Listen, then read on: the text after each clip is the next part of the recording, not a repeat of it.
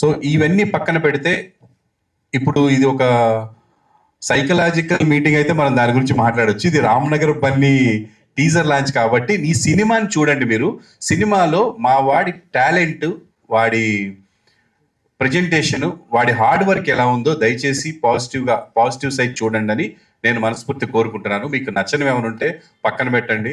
And నా బిడ్డ troll అయ్యాడా ఏమయ్యాడా అని చూస్తే నేను ఆ రోజున అందరికీ తెలియాలని పెట్టాను. అసలు అప్పుడు పెట్టాల్సిన అవసరమే లేదు. ఏ సినిమా చేయలే, తప్పు నాదే నిజానికి, మా అబ్బాయిది కూడా కాదు. నేనేమనుకున్నాను, నన్ను అభిమానించే వాళ్ళందరూ ఎంకరేజ్ చేయాలని ముందుగా పెట్టా. అప్పటికి 2 సినిమాలు కన్ఫర్మ్ అయిపోయి సైన్ చేసాం. ఇది ఇంకా స్టార్ట్ అవ్వలేదు. సో 3 సినిమాలతో రాబోతున్నాడండి, ఆశీర్వదించడని పెట్టా. సో మంచిగా ఆశీర్వదించారు. అంటే నేనేది మంచిగా ఆశీర్వదించారు.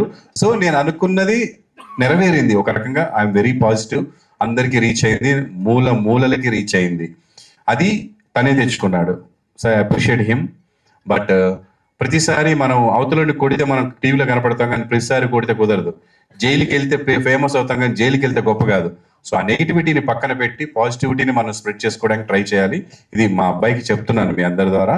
అండ్ వాడు డెఫినెట్ గా వింటాడు. And he will experience everything, I know. Thank you. Prabhakar,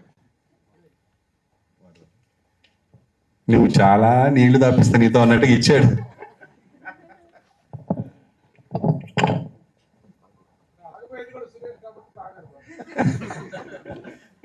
చెప్పండి సురేష్. 3 సినిమాలు ఒకేసారి కంటిన్యూ చేసి 3 సినిమాలు పూర్తి చేసి మొదటిగా సెలబ్రిటీలు కొడుకులు హీరోగా అంటే ఒక హై ఎక్స్పెక్టేషన్ తోడుగా కొంతమంది ఆడియన్స్ వస్తారు, ఫిక్స్ అవుతారు. 3 సినిమాల్లో ఈ సినిమానే మొదటి సినిమాగా ఎంచుకోవడానికి మెయిన్ రీజన్ ఏంటి?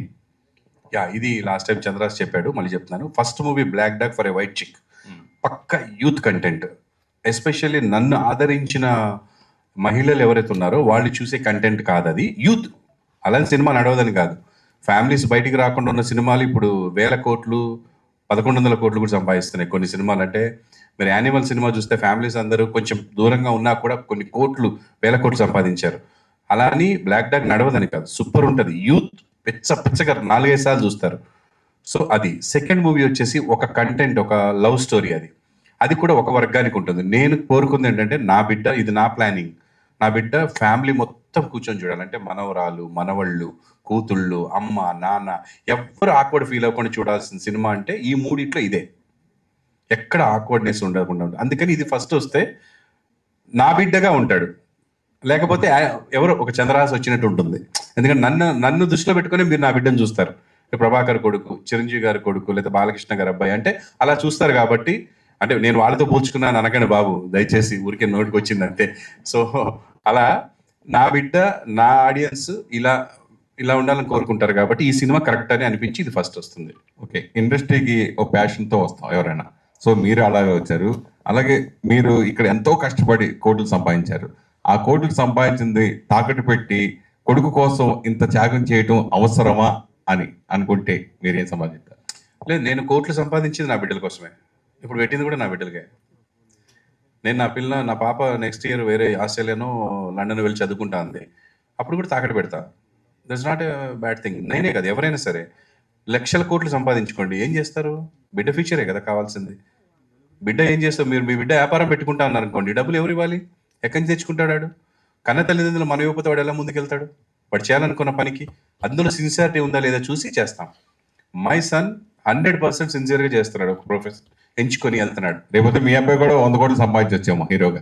అది మనము ఫ్యూచర్ మనం చెప్పలేదు సురేష్. నా దగ్గర ఉంది కాబట్టి పెట్టాను, లేకపోతే అప్పు చేసి కూడా పెట్టేవాడిని నా బిడ్డకి.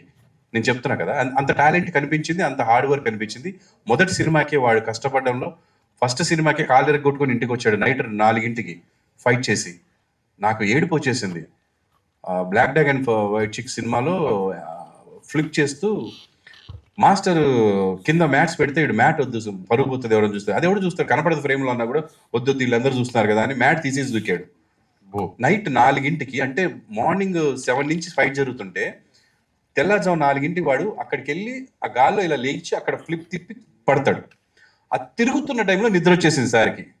వచ్చి మోకాల మీద పడ్డాడు, పచ్చాకమని వెళ్ళిపోయింది. నాకు నేను ఇంకా అయిపోయింది ఫీచర్, మొత్తం లైఫ్ అయిపోయింది కదా అని భయపడిపోయాను. దేవుడి దేవుళ్ళ అది ఒక 40 డేస్లో రికవర్ అయిపోయింది. దగ్గరుండి తీసుకెళ్ళి హాస్పిటల్లో చూపించాను. అంటే ఆ డెడికేషన్ చాలా అంటున్నా నేను లైఫ్లో. అంటే నేను చేసింది బాగా రావాలి, బాగా చెయ్యాలి, ఇది ఉండాలి. అవతల ఏదో అన్నాడు దానికి సమాధానం చెప్పాలి, ఆయన వెళ్ళి కొట్టాలి, ఇది కాదు. స్క్రీన్ మీద ఇది చేయాలి. అది ఉంది నా బిడ్డ దగ్గర, ఇది కూడా ఉంది. ఇది ఎక్కువ ఉంటే ఇంకా హ్యాపీ. చంద్రహాస్ బాటిల్, మామూలు బాటిల్ ఉంది, నీ బాటిల్ రాలినట్టుంది ఇక్కడికి. ఉంది, ఇక్కడే ఉంది, అక్కడ పెట్టా. సరే, 3 గెటప్స్ వెనక పోస్టర్స్, ఒకటి పెళ్లి కొడుకు, 2 డిఫరెంట్ క్యారెక్టర్స్ ఉన్నాయి. సో 3 హీరోయిన్స్, ఏ హీరోయిన్ పెళ్లి చేసుకుంటారు? 4 హీరోయిన్స్ కదా సినిమాలోనా? సినిమా అంటే బయట అయితే పెళ్లి చేసుకోను అంటే బయట ముగ్గురు చేసుకుందాం ఉందా నీకు? అసలు పెళ్లి చేసుకోను, నేను ఫిక్స్ అయిపోయా ఆల్రెడీ. సినిమాలో సినిమాలో అలా చెప్పేస్తే మళ్ళీ స్టోరీ పాడైపోద్ది కదా, సో అలా చెప్పకూడదు. సరే, జనరల్ గా ఫస్ట్ బిగినింగ్ లో స్టార్స్ హీరోలు, ఎంతమంది హీరోలు తీసుకుంటే కనుక బిగినింగ్ లో ఒక నేమ్ యాటిట్యూడ్ స్టార్ అని పెట్టావు. ఇది తర్వాత కొన్ని మధ్యలో రకరకాల పేర్లు మారుతాయి, సుప్రీం పేరు రకరకాల చాలా మంది హీరోలు మారారు. అలా ఫ్యూచర్ లో యాటిట్యూడ్ స్టార్ బదులు ఏ స్టార్ కోరుకుంటున్నాం? మీరు ఉండండి సార్, ఒకటి వచ్చింది ఇప్పుడే, మళ్ళా ఇంకా 2-3 గురించి అవసరమా? అంటే లేదు, ఇదే ఇచ్చారు కదా, ఇదే ఉంచుకుందాం.